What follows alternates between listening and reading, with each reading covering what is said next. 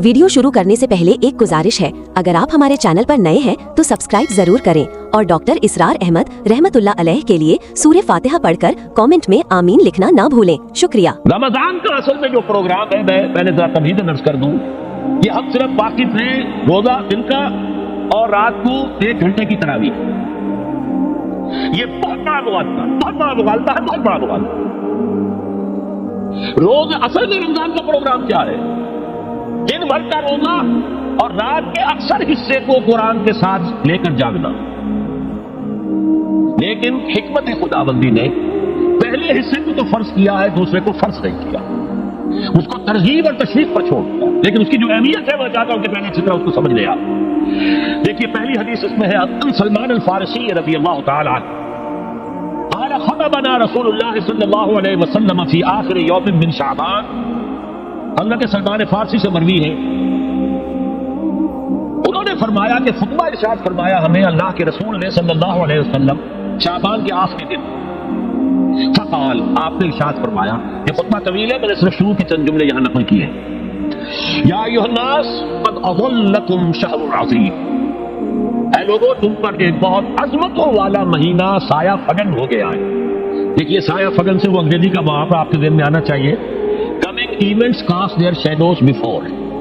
ابھی رمضان شروع نہیں ہوا ہے، شعبان کا آخری دن ہے، تو وہ کمنگ ایونٹ جو ہے رمضان مبارک اس کا سایہ آ گیا ہے تم پر، اس لیے حضور نے وہ لفظ استعمال کیا قد اظلکم، ظلال کہتے سائے کو، قد اظلکم شہر عظیم، بڑی عظمت والا مہینہ ہے، شہر مبارک، بہت برکت والا مہینہ ہے، شہر فیہ لیلۃ خیر من الف شہر، اس میں ایک رات وہ بھی ہے، وہ مہینہ جس میں ایک رات وہ بھی ہے جو 1000 مہینوں سے افضل ہے۔ انا انزلناہ فی لیلۃ القدر وما ادراک ما لیلۃ القدر لیلۃ القدر خیر من الف شہر۔ اب جو اگلے 2 جملے ہیں وہ نوٹ کیجئے، جعل اللہ صیامہ فریضۃ وقیام لیلہ تطوعا، اللہ نے ٹھہرایا ہے، قرار دیا ہے اس کا روزہ رکھنا تو فرض کے درجے، اور اس کی رات کا قیام تطوع کے درجے میں اپنی مرضی پر، اپنی خواہش پر، نفل کے طور پر یہ تم پر لکھ دیا گیا ہے، لکھا تو گیا ہے، جعلہ تو ہے۔ مجہول کا جو پہلا مفعول ہے وہ کیا ہے؟ جعلہ کا مجہول اول کیا ہے؟ دن کا روزہ، اور مجہول ثانی کیا ہے؟ قیام لیلہ، رات کو کھڑا رہنا۔ اب یہ رات کا کھڑا رہنا اس کی کتنی مقدار ہوگی؟ کہاں سے معلوم کریں گے؟ قرآن سے۔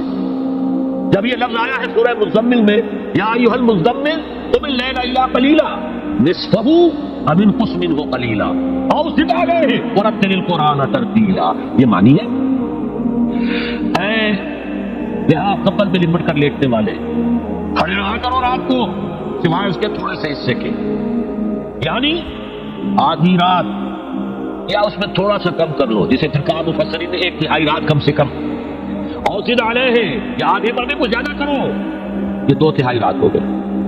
ورتل القرآن ترتیلا، اور قرآن کو اتارا کرو تھوڑا تھوڑا، ترتیل، تفریل، تنزیل، جیسے قرآن تھوڑا تھوڑا محبت پر نازل ہوا صلی اللہ علیہ وسلم، ایسے ہی تھوڑا تھوڑا قرآن اپنے اندر اتارو، ہیمر اٹ ڈاؤن، اپنے ذہنوں میں اتارو، اپنے قلب میں اتارو۔ اس کے لیے رات کو کھڑے رہو، اور قیام اللیل کم سے کم 3/4 شب کے اوپر اطلاق ہوگا، اس سے کم پر تو اطلاق ہے ہی نہیں۔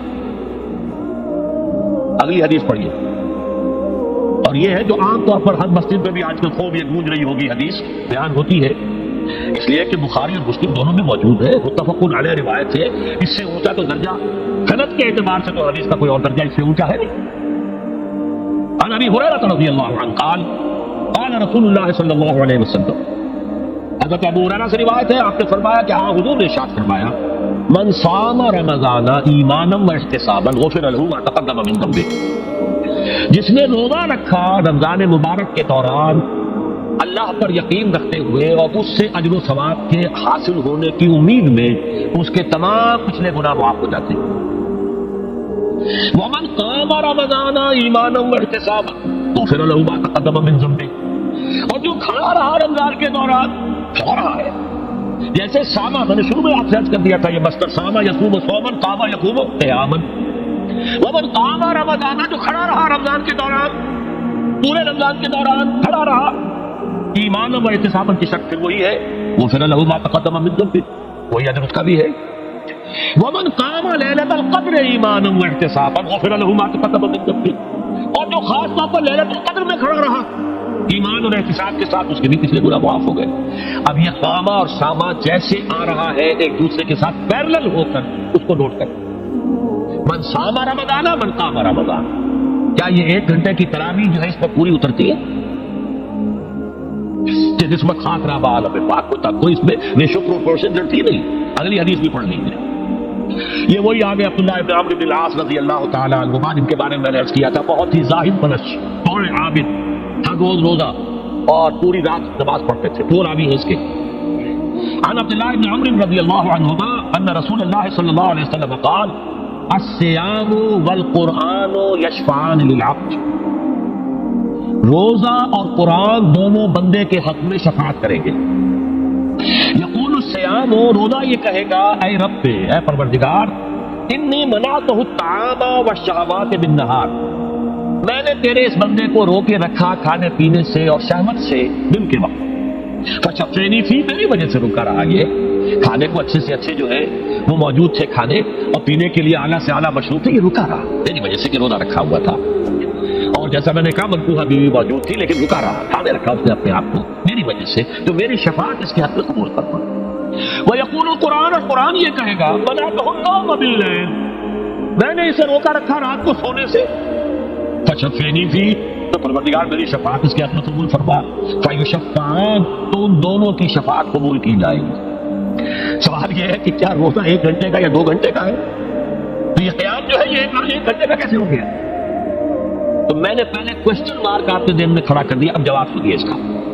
جواب یہ ہے کہ اس کو اللہ تعالیٰ کی حکمت یہ تھی کہ اسے فرض نہ کیا جائے، اس کو معلوم ہے۔ علم ان سيكون منكم مرضى واخرون يضربون في الارض يبتغون من فضل الله واخرون، اللہ کے علم میں ہے میرے کچھ بندے ہوں گے بیچارے غریب مستور، جن پر مشقت کریں گے، محنت کریں گے، وہ روزہ ہی رکھ لیں، بہت بڑی بات ہے، بہت بڑی بات ہے۔ رات بھر کا قیام کیسے کریں گے؟ تو رات کیسے کھڑے رہیں گے؟ آدھی شب کیسے ممکن ہے؟ لہٰذا فرض نہیں کیا، حضور نے بھی فرض نہیں کیا، نہ اس کو آپ نے لازم کیا، نہ اس کے لیے وہ زوردار جو لوگوں سے کہا کہ ضرور پڑھو، چھوڑ دیا پڑھو، اصل میں پڑھتے تھے اپنے طور پر۔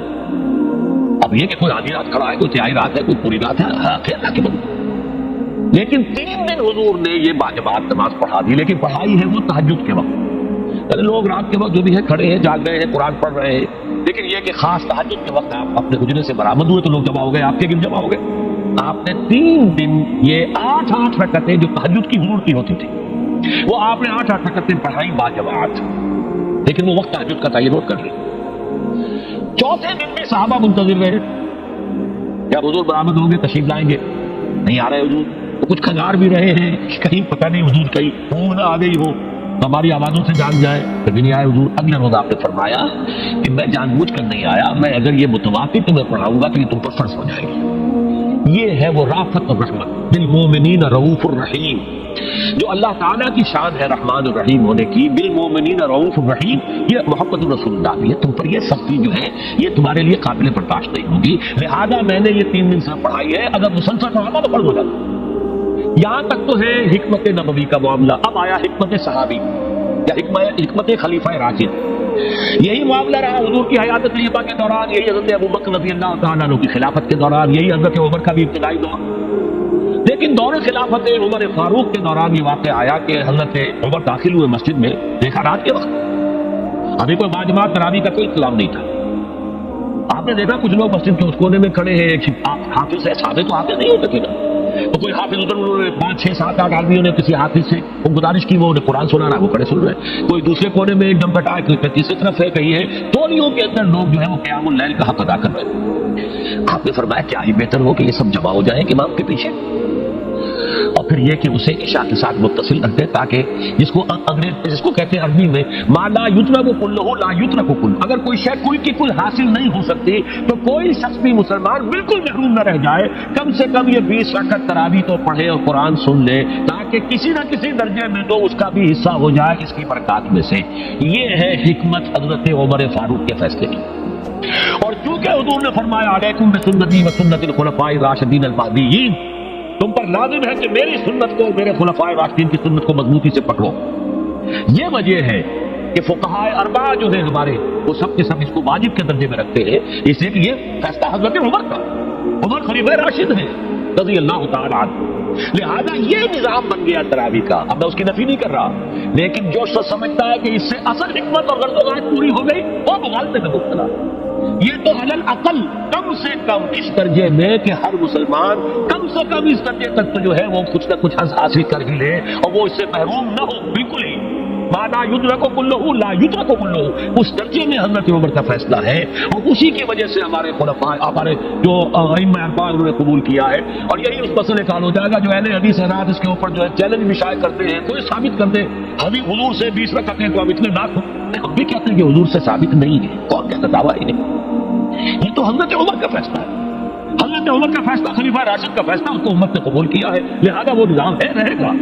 اور یہی جو ہے آپ کو معلوم ہے، حالانکہ یہاں اکثریت جو ہے وہاں پر وہ اہل حدیث حضرات کی ہے سعودی عرب میں، حرمین میں وہی 20 رکعت تراویح ہوتی ہے، اس لیے کہ وہ ان کا جو آفیشل مسلک ہے وہ مسلک کی حنبلی، حنفی نہیں ہے، حنبلی مسلک میں بھی یہی ہے، شافعی میں بھی یہی ہے، مالکی میں تو 36 تک کی روایتیں موجود ہیں، 36 رکعت، لیکن یہ ہے کہ یہ ہے وہ 20 رکعت تراویح کا معاملہ، اس کی نفی میری بات سے نہ سمجھ لیجیے گا، وہ ٹھیک ہے، حضرت عمر کا فیصلہ ہے۔ پھر یہ کہ یہ آسان ترین ہے کہ عشاء کے ساتھ ہی متصل پڑھ لی، اور آج تو ہماری نیند کا کوئی حصہ اس میں جاتا ہی نہیں، کون سوتا ہے اس سے پہلے سوال پیدا نہیں ہوتا، لیکن یہ جو کہہ رہے ہیں کہ قرآن کہے گا میں نے اسے نیند سے روکے رکھا، اس کا حق کہاں ادا ہوا؟ اس کا حق تو ادا ہوگا کہ تہائی ورنہ نصف شب کے لگ بھگ آپ جاگے قرآن کے ساتھ۔ اب سمجھیے اس کی غرض و غایت کیا ہے۔ اگر قرآن رمضان کا یہ دوگنا پروگرام سامنے آ گیا، اصلاً جو مطلوب ہے دن بھر کا روزہ اور رات کے اکثر حصے کا کم سے کم نصف شب جو ہے اس میں جاگنا قرآن کے ساتھ، اب اس کی جو حکمت اور غرض و غایت ہے وہ بھی اب آپ دو درجوں میں سمجھیں۔ رمضان کا اب 2 اچھا پروگرام، دن میں روزہ رکھو، اس روح کو مطمئن کرو، اس روح کو مطمئن کرو گے، اس لیے جسم کو مطمئن کرو گے، حیوانی وجود کو، تو ہی اس روح کو کچھ ریلیز ملے گا۔ بھاری بوجھ کسی کے قدموں میں پڑا ہوا ہے وہ کیسے اوپر اٹھے گا؟ ذرا اس کے نیچے جو وزن ہے، لنگر بھاری ہے، جہاز کا کیسے چلے گا؟ لنگر تو اٹھاؤ، تو اس طریقے سے وہ ذرا بوجھ سے اس کو تھوڑا سا دیکھ دو، رات کو کھڑے ہو جاؤ، اب اپنی روح پر نازل کرو اللہ کے کلام، تیرے ضمیر پہ جب تک نہ ہو نزول کتاب، گرا کشاہ نہ راضی نہ صاحب کشاف۔ اب یہ فوار پڑ رہی ہے تمہارے اوپر، تمہارے اندر اس کو جذب ہونا چاہیے، اس سے کیا ہوگا؟ روح کو تقویت حاصل ہوگی۔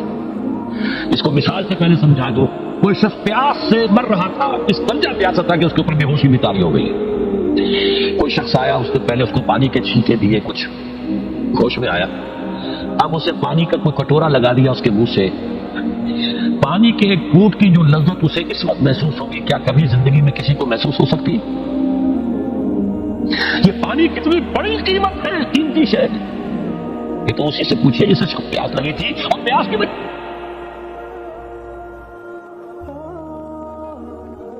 توجہ ہے، لہذا ہمیں وہ پیاس محسوس ہی نہیں ہوتی کہ یہ بھی واقعی میرے اندر تو پیاس ہے۔ روح بیدار ہوگی تو وہ پیاس جو اس کے اندر پیدا ہوئی ہے وہ کدھر متوجہ ہوگی؟ اپنے پروردگار کی طرف۔ یہ ربط ہے اگلی آیت کا، پڑھیے وَإِذَا سَأَلَكَ عِبَادِي عَنِّي فَإِنِّي قَرِيبٌ۔ جب یہ روح بیدار ہو کر اپنے مرکز کی طرف متوجہ ہوگی، اپنے منبع اور سرچشمے کی طرف متوجہ ہوگی، اپنے مبدا کی طرف متوجہ ہوگی، تو اے میرے نبی صلی اللہ علیہ وسلم، جب میرے بندے آپ سے میرے بارے میں پوچھیں فَإِنِّي قَرِيبٌ، انہیں بتا دیجئے میں قریب ہی ہوں، کہیں دور نہیں، اس کی رگے جان سے بھی زیادہ قریب۔ ہم قریب ہیں، جب چاہو ہمیں پکارو، جب چاہو دعا کرو، جب چاہو ہماری یادی حاضر کر لو، ہم تو مائی میں کرم ہے، کوئی سائل ہی نہیں، ہم تو ہر روز رات کے آخری گھڑیوں میں سمائے دنیا تک نزول فرماتے ہیں، اور ہماری طرف سے پکارنے والا پکارتا ہے حل من مستغفر فاغفر لنا، ہے کوئی استغفار کرنے والا کہ میں اسے بخش دوں، ہے کوئی مانگنے والا حل من سائل فاعطیہ، ہے کوئی مانگنے والا جسے میں دوں، تم سوئے ہوتے ہو، ہم تو غافل نہیں، تم غافل، متوجہ تو ہو، آؤ تو صحیح ہماری طرف۔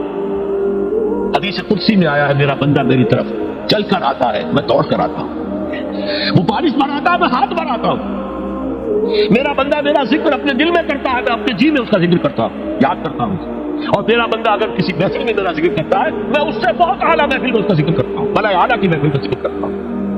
یعنی کہ الفاظ ہے کہ تو غافل ہو بھائی ہم سے، ہم تو غافل نہیں. عظیم و ذو اللطائف لا یغیب وارجو ہو رجال لا یخیب، میں غائب ہو جاتا ہوں، وہ تو غائب ہونے والی ہستی ہی نہیں ہے. ہر آن موجود وہ معکم اینما کنتم.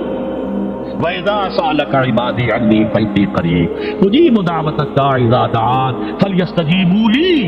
لیکن اب آئی بات اصل، یہ دو طرفہ بات ہوگی. مجھ سے دعا کرو، کسی وقت کی پابندی نہیں، کسی جگہ کی پابندی نہیں، ناپاکی کی حالت میں ہو تب بھی دعا کر سکتے ہو. میری کتاب کو ہاتھ مت لگانا، مجھ سے دعا کر سکتے ہو، دعا پہ کوئی پابندی نہیں. لیٹے مانگو، بیٹھے مانگو، ناپاکی میں مانگو، پاکی میں مانگو، جب تک چاہو مانگو مجھ سے. دعا میں کوئی خطرت نہیں. اور جہاں مانگو گے there and then I will listen to you and I will grant your prayers. اجیبو جو ہے، اجیبو دونوں مان، جواب دینا اور قبول کرنا. اجابت استجابت دونوں کا ایک ہی مفہوم ہے، جواب دینا اور قبول کرنا. اجیب دعوت الداعی اذا دعان، میں تو ہر پکارنے والے کی پکار کو سنتا ہوں، قبول کرتا ہوں جب بھی وہ مجھے پکارتا ہے. لیکن فلیستجیبوا لی، میرا بھی تو کہنا مانو. چاہیے کہ یہ بھی میرا کہنا مانے، مجھ سے محبت کرے، مجھ سے لو لگائے، میرے دین کے لیے اپنے آپ کو وقف کرے. ان صلاتی و نسکی و محیای و مماتی للہ رب العالمین. میرے باغیوں کے خلاف بغاوت کرے، میرے دین کا جھنڈا اونچا کرے. یہ سارے احکام ہیں تیرے قرآن میں. قاتلوہم، جیسا کہ میں نے آپ کو بتایا اگلے ہی رکوع میں قتال کا حکم آ رہا ہے. اب وہ گھوڑوں میں روزہ رکھواتے تھے، بتا دیا یہ روزہ تو کس لیے رکھوایا جا رہا ہے. اگلے ہی رکوع کے اندر حکم ہے قاتلوا فی سبیل اللہ الذین یقاتلونکم وقاتلوہم حتی لا تکون فتنۃ ویکون الدین للہ. اللہ کے لیے دین ہو جائے، پورا کا پورا نظام اللہ کے تابع آ جائے. اس کے لیے پہلے دعوت دو، محنت کرو، جد و جہد کرو. اس دعوت کے نتیجے میں جمعیت فراہم کرو. جب جمعیت اتنی ہو جائے کہ پھر اس باطل نظام کے خلاف بغاوت کر سکو تو کرو بغاوت. اگر باطل نظام کے خلاف بغاوت نہیں کرتے ہو تو پھر ہم سے بغاوت ہے تمہاری. پہلے ذہنی بغاوت ہے، آپ ڈس اون کیجیے ذہنی اعتبار سے، نفسیاتی اعتبار سے. میں اس نظام کو نہیں اون کرتا، ریکنسائل نہ کیجیے اس کے ساتھ، کوئی تعاون نہ کیجیے اس کے ساتھ، کوئی چاچل اور ملازمت نہ کیجیے اس کی. تن من دھن لگائیے اس نظام کو بدلنے کے لیے. چاہے ابھی وہ دعوت کے مرحلے میں ہے، لوگوں کو تیار کیا جا رہا ہے، تربیت دی جا رہی ہے، تزکیہ کیا جا رہا ہے، لیکن ہدف کیا ہے؟ تاکہ اللہ کا دین غالب. فَلْيَسْتَجِیبُوا لِی، میرا بھی تو کہنا سنے اور مانے. میں جہاد کا حکم دیتا ہوں تو جہاد کرے، میں اقامت دین کا حکم دیتا ہوں اقیم الدین تو اس کے لیے کھڑے ہو جائے. میں قتال کا حکم دوں تو قتال کریں. فَلْيَسْتَجِیبُوا لِی وَلْیُؤْمِنُوا بِی، اور مجھ پر ہی اپنا ایمان پختہ رکھیں. توکل کریں تو مجھ پر کریں، محبت کریں تو مجھ سے، راضی رہیں تو میری تقدیر پر راضی رہیں. توکل ہو، راضی برضائے رب ہو، اطاعت ہو، جب تک یہ ساری چیزیں اللہ کے لیے نہ ہو جائے. والذین آمنوا اشد حبا للہ، اصل میں تو مومن وہ ہوتے ہیں جو سب سے بڑھ کر شدید ترین محبت اللہ سے کرتے ہیں. قل ان كان آباؤكم وابناؤكم واخوانكم وازواجكم وعشيرتكم واموال اقترفتموها وتجارة تخشون كسادها ومساكن ترضونها احب اليكم من الله ورسوله وجهاد في سبيله فتربصوا حتى ياتي الله بامره والله لا يهدي القوم الفاسقين. اے نبی ان سے کہہ دیجئے اگر تمہیں اپنے باپ، اپنے بیٹے، اپنے بھائی، اپنے اسپاؤسز، بیوی کے لیے شوہر، شوہر کے لیے بیوی، اور رشتے دار، اور تمہارے وہ مال جو تم نے بڑی محنت سے جمع کیے ہیں، تمہارے وہ کاروبار جن کا تمہیں اندیشہ ہوتا ہے کہ کساد بازاری نہ ہو جائے، کہیں پر جو ہے ریسیشن نہ آ جائے، اور تمہارے وہ مکان اور محلات جو تم نے بنائے ہیں، اگر یہ 8 چیزیں محبوب تر ہیں اللہ سے اور اس کے رسول سے اور اس کی راہ میں جنگ کرنے سے، جہاد سے، تو جہاں دفعہ ہو جاؤ، بیٹھو وہاں جہاں تک کہ ہم اپنا فیصلہ سنا دیں. اور اللہ ایسے فاسقوں کو، ایسے ناہنجاروں کو ہدایت نہیں دیتا. یہ قرآن آیت نمبر 24 سورہ توبہ. وَلْيَسْتَجِیبُوا لِی وَلْیُؤْمِنُوا بِی لَعَلَّهُمْ يَرْشُدُونَ. اب وہ لفظ آ گیا رشد. دیکھیے پہلے آیا تھا لَعَلَّکُمْ تَتَّقُونَ. روزہ، مجرد روزہ تقویٰ پیدا کر دے گا، ضبط نفس. اور ضبط نفس بھی وہ جو حکم خداوندی کا تابع ہے. یہ روزے کی ریاضت ہے. روزے کی ریاضت کہاں سے؟ رمضان کے روزے کے ساتھ قیام اللیل کا 2 گنا پروگرام، دن میں روزہ، رات کا قیام قرآن کے ساتھ. اس کا پہلا نتیجہ کیا ہے؟ لعلکم تشکرون، تاکہ قرآن کی عظمت منکشف ہو جائے، قرآن کی قدر و قیمت سے تم آگاہ ہو جاؤ، تمہیں معلوم ہو جائے کتنی بڑی دولت ہے جو اللہ نے دی ہے. اور آخری بات یہ، جب تمہاری روح بیدار ہو جائے گی اپنے مالک کے ساتھ ہم کلام ہوگی، اسی کا نام دعا ہے۔ دعا ہے جس کے بارے میں حضور نے فرمایا الدعاء مخ العبادہ، یہ عبادت کا جوہر ہے۔ الدعاء هو العبادہ، دعا ہی تو اصل عبادت ہے۔ یہ دعا ہی تو ہمیں میسر نہیں ہے۔ 17 رکعتیں پڑھنی ہیں ہم نے عشاء کی، لیکن اللہ کے ساتھ کوئی لوگ نہیں لگی، ادھر کی ادھر کی سوچیں آ رہی ہے۔ 17 رکعتیں پڑھی ہو یا 7 پڑھی ہو 10 پڑھی ہو آپ کو اجر ملے گا، لیکن آپ کو دعا کی نصیب نہیں ہوئی۔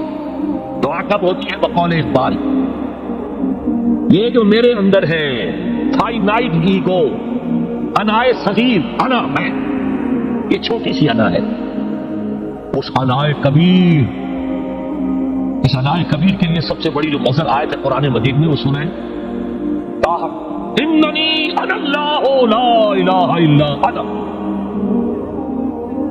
میں ہوں وہ اللہ جس کے سوا کوئی نہ ہو۔ اننی انا اللہ لا الہ الا انا، یہ ہے تعبدنی واقم الصلاۃ علی ذکر، یہ انائے کبیر ہے، انفائنائٹ ایگو، اللہ بگ انا، اور یہ چھوٹی سی انا ہے، انا میں۔ جب یہ انائے صغیر انائے کبیر کے روبرو آتی ہے ہم کلام ہو، یہ ہے دعا۔ اگر یہ جاگی ہی نہیں، بیدار ہوئی نہیں، اب کلام ہوئی نہیں، تو وہ دعا تو حاصل نہیں ہوئی۔ مخ عبادت جو ہے، جوہر عبادت کا حاصل نہیں ہوا۔ ہاں ایک شکل ہے عبادت کی، مراسم عبودیت ہے، یہ اشکال ہے، رہ گئی رسم ادا روح بلالی نہ رہی، فلسفہ رہ گیا تلقین غزالی نہ رہی، ایک شکل ہے، تم نے کر لی، اجر ملے گا، آخر وقت نکالا ہے، آپ اللہ کے سامنے کھڑے ہوئے، اجر سے محنت کا جو اجرت وہ دے گا، لازم اور اس پر بھی دے گا، لیکن حقیقت صلاۃ کوئی اور شے۔ اسی لیے کہا محمد رسول اللہ صلی اللہ علیہ وسلم الصلاۃ معراج المومنین، اہل ایمان کے لیے یہ معراج کے درجے کی شے ہے۔ معراج میں مکالمہ ہوا تھا، التحیات للہ والصلوات والطیبات، یہ حضور نے فرمایا۔ السلام علیکم ایھا النبی ورحمۃ اللہ وبرکاتہ، کس نے کہا؟ اللہ نے فرمایا۔ السلام علینا وعلی عباد اللہ الصالحین، حضور نے فرمایا اس سلامتی میں تمام اللہ کے نیک بندوں کو شامل کر رہا ہوں، سلامتی مجھ پر بھی ہو اور تمام اللہ کے نہیں۔ یہ مکالمہ ہے، مخاطبہ ہے۔ جب تک یہ مکالمہ اور مخاطبے کی شکل میں، اگر وہ انائے صغیر جاگی ہی نہیں، سوئی ہوئی ہے، بے ہوش ہے، پڑی ہوئی ہے، سسک رہی ہے یا مر چکی ہے، روح مر بھی جاتی، جسم زندہ ہے، روح مر، جسم جان کے ساتھ زندہ ہے، حیوان انسان زندہ ہے، انسان مر چکا، اس لیے قرآن کہتا ہے نبی یہ مردہ ہے، اموات غیر احیاء، یہ نہیں سنتے ہیں، یہ آپ کو سمجھتے ہیں، آپ یہ بڑے غور سے سن رہے ہیں، نہیں سن رہے ہیں، یہ تو مردہ ہے، روحانی طور پر مردہ ہے، ان کی روح مر چکی ہے، یہ تو حیوان رہ گیا زندہ صرف، یہ چلتے پھرتے مقبرے ہیں، یہ چلتے پھرتے تعزیے ہیں، اس کے سوا کچھ نہیں۔ یہ ابو جہل کون ہے اور ابو لہب کون ہے؟ یہ حیوان ابو جہل ہے اور حیوان ابو لہب ہے۔ ظاہر بات ہے کہ آنکھ تو کتے کی بھی ہے اور بلی کی بھی ہے، اور کان کتے کی بھی ہے، بلی کے بھی ہے۔ کتا بھی دیکھ کر گاڑی آ رہی ہے تو اپنے آپ کو بچاتا ہے، تم نے بچا لیا تو کون سا بڑا کمال کیا۔ وہ اندر کا انسان مر چکا ہے، یہ انسان اندر کا روحانی وجود یا مر چکا ہے یا سسک رہا ہے یا دبا ہوا ہے، بے ہوش ہے۔ یہ بیدار ہو اور ہم کلام ہو۔ افلاک سے آتا ہے نانوں کا جواب آخر، کرتے ہیں ستام آخر، اٹھتے ہیں حجاب آخر، آتا ہے اللہ جواب دیتا ہے۔ اجیب دعوت الداعی اذا دعان، روحانی کان کھلے ہو تو تم جواب سنو گے، ان کانوں سے نہیں۔ وہی جب محمد پر آئی تھی ان کانوں سے نہیں آئی تھی، وہ دل پر اتری تھی براہ راست۔ فإنه نزله على قلبك، ان کانوں کا ان آنکھوں کا استعمال نہیں ہے، وہ دل پر براہ، روح ہے محمد ایک پر، یہ روح، اسی لیے وہی کو بھی روح کہا گیا ہے، لانے والا بھی روح، اور روح الامین جس پر لایا گیا وہ بھی روح محمدی، جس کا مسکن ہے قلب محمدی، اور جو لائی گئی وہ بھی روح ہے۔ وَكَذَلِكَ أَوْحَيْنَا إِلَيْكَ رُوحًا مِّنْ أَمْرِنَا، یہ قرآن ہم نے نازل کیا، ایک روح ہے اے محمد جو آپ پر نازل کی۔ مَا كُنتَ تَدْرِي مَا الْكِتَابُ وَلَا الْإِيمَانُ، اس سے پہلے تو آپ کو کچھ پتہ نہیں تھا، کتاب کیا، شریعت کیا، ایمان کیا، وَلَٰكِن جَعَلْنَاهُ نُورًا، ہم نے اس قرآن کو نور بنا کر آپ پر اتارا ہے۔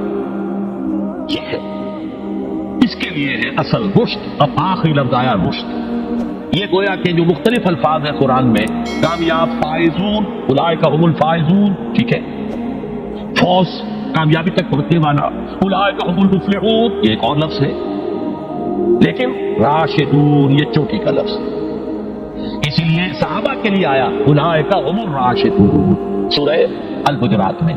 इसीलिए इंसानों में से नबियों के बाद सबसे ऊंचे चोटी के इंसान अबू बकर, उमर, उस्मान, अली, उनके लिए आया खुलफाउर राशिदून, अलैकुम बिसुन्नती व सुन्नतिल खुलफाइर राशिदीन अल महदीयीन। ये रुश्द है, रुश्द तक पहुंचना है तो ये काम है, और ये है असल हासिल सियाम क़ियाम रमज़ान का। उलाइका हुमुर राशिदून। अल्लाहुम्मा रब्बना इजअलना मिनहुम, अल्लाहुम्मा रब्बना इजअलना मिनहुम, अल्लाहुम्मा रब्बना इजअलना मिनहुम। अगर आपको हमारी वीडियो अच्छी लगी हो तो हमारे चैनल को सब्सक्राइब जरूर करें। डॉक्टर इसरार अहमद रहमतुल्लाह अलैह की वफात के लिए सूरह फातिहा पढ़कर कमेंट में आमीन लिखें। शुक्रिया।